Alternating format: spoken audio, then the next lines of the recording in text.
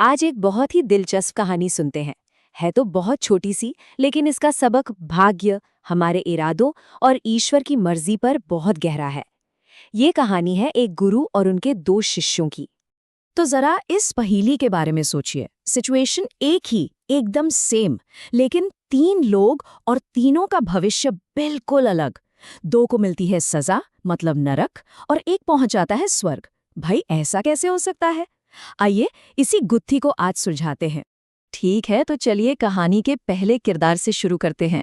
एक बहुत ही दयालु गुरु थे और उन्होंने एक फैसला लिया जिसने उनकी पूरी जिंदगी का रुख मोड़ दिया।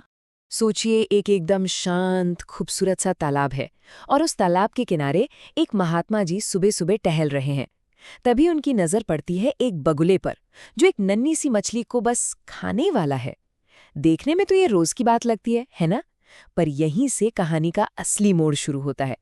तो अब गुरुजी क्या करते? जाहिर है उनके दिल में दया आ गई। अरे बेचारी मछली, उसकी जान बचानी चाहिए। उनकी नीयत, उनका इरादा एकदम साफ था, करुणा से भरा हुआ, जैसा एक संत का होना चाहिए। तो उन्होंने वही किया जो उन्हें सही लगा। बगुले को भगा दिया, मछली की जान बच गई। सब ठीक? नहीं, कुछ दिनों बाद जब उनका देहांत हुआ तो पता है क्या हुआ? उन्हें नरक भेज दिया गया। कमाल है ना, एक नेक काम और सजा नरक की। अच्छा, अब कहानी को थोड़ा और आगे बढ़ाते हैं। अब आते हैं गुरु जी के पहले शिष्य पर। देखते हैं कि उसकी कहानी इस पहेली को कैसे और भी उलझा देती है। और यहाँ देखिए, इतिहास खुद को दोहराता है। कुछ दिनों बाद वही शिष्य उसी तालाब के किनारे, और नज़ारा भी बिल्कुल वही। वही बगुला, वही मछली, और फैसला लेने का वही पल। कुछ भी नहीं बदला। लेकिन एक फर्क था। इस शिष्य के पास एक ऐसी जानकारी थी जो गुरुजी के पास नहीं थी। असल में मरने के बाद गुरुजी उसके सपने में आए थे और उसे साफ साफ चेतावनी दी थी, बेटा, जो गलती मैंने की वो तुम मत करना, उस बगुले को मत उड़ाना। तो अब इसका फैसला गुरु की आज्ञा पर टिका था। और यहाँ कहानी एक और जबरदस्त मोड़ लेती है। शिष्य ने गुरु की आज्ञा का पालन किया, बगुले को नहीं भगाया, और कुछ समय बाद जब उसकी भी मृत्यु हुई तो उसे भी नरक ही मिला। सोचिए जरा, एक ने बगुला उड़ाया, उससे भी नरक, दूसरे ने नहीं उड़ाया, उससे भी नरक। भाई ये चक्कर क्या है आखिर? चलिए अब आते हैं कहानी के आखिरी और सबसे अहम किरदार पर, दूसरे शिष्य पर। अब ये बेचारा तो पूरी तरह से फंस गया है। एक तरफ गुरु का आदेश, दूसरी तरफ कुछ और। अब जरा उसकी हालत सोचिए।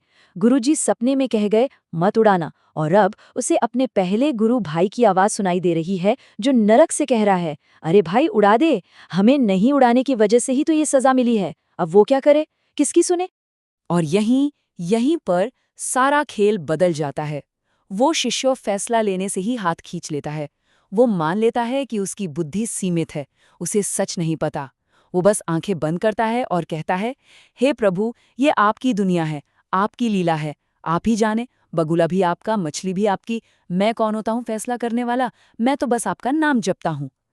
ये था पूरा समर्पण। और नतीजा? अरे वाह, यही वो रास्ता था जो सीधे स्वर्ग ले गया। उसने सब कुछ भगवान पर छोड़ दिया, फल की चिंता ही नहीं की, और अपना मन सिर्फ भक्ति में लगाया, और अंत में उसे मुक्ति मिल गई। तो फिर इस पूरी कहानी का राज क्या था? इन तीन अलग अलग नतीजों के पीछे की सच्चाई क्या थी? चलिए अब इस रहस्य से पर्दा उठाते हैं। तो देखिए, असली कहानी ये थी, जब गुरुजी ने बगुले को उड़ाया, उन्हें ये नहीं मालूम था कि वो बगुला कई दिनों से भूखा था। उनके उस काम की वजह से वो बेचारा भूख से तड़पकर मर गया। अब आते हैं पहले शिष्य पर। जब उसने बगुले को नहीं उड़ाया तो उसे ये नहीं पता था कि उस दिन बगुले का पेट तो भरा हुआ था और वो बस मछली से खेल रहा था। मतलब दोनों ने अधूरे ज्ञान के साथ फैसला लिया और कर्म के बंधन में फंस गए। लेकिन जो दूसरा शिष्य था, उसने सब कुछ प्रभु पर छोड़कर खुद को इस कर्म फल के चक्कर से ही आजाद कर लिया। तो इस पूरी कहानी का जो निचोड़ है वो इस एक लाइन में है, जाही विधि राखे राम, ताही विधि रहिए। मतलब जो हो रहा है उसे स्वीकार करो, ईश्वर की योजना पर भरोसा रखो, क्योंकि हम अपनी छोटी सी समझ से पूरी सच्चाई कभी नहीं देख सकते। तो इस कहानी से तीन बहुत बड़ी बातें सीखने को मिलती हैं। पहली, सिर्फ नियत अच्छी होना काफी नहीं है अगर हमें पूरी बात पता ही ना हो। दूसरी, आंख मूंद कर किसी की बात मान लेना भी उतना ही खतरनाक हो सकता है जितना गलत काम करना। और सबसे बड़ी बात, असली शांति और आज़ादी तब मिलती है जब हम नतीजे की चिंता भगवान पर छोड़ दें और अपना ध्यान सिर्फ अपने काम, अपनी भक्ति पर लगाएं। और आखिर में ये कहानी हमारे लिए एक बहुत बड़ा सवाल छोड़ जाती है। हमारी अपनी जिंदगी में जब कोई बगुला आता है, मतलब जब कोई बड़ी मुश्किल या फैसला लेने का मौका आता है, तो हम क्या करते हैं? क्या हम अपनी आधी अधूरी समझ से फैसला लेते हैं या फिर अपने विश्वास और समर्पण पर भरोसा करते हैं? इस पर सोचिएगा जरूर।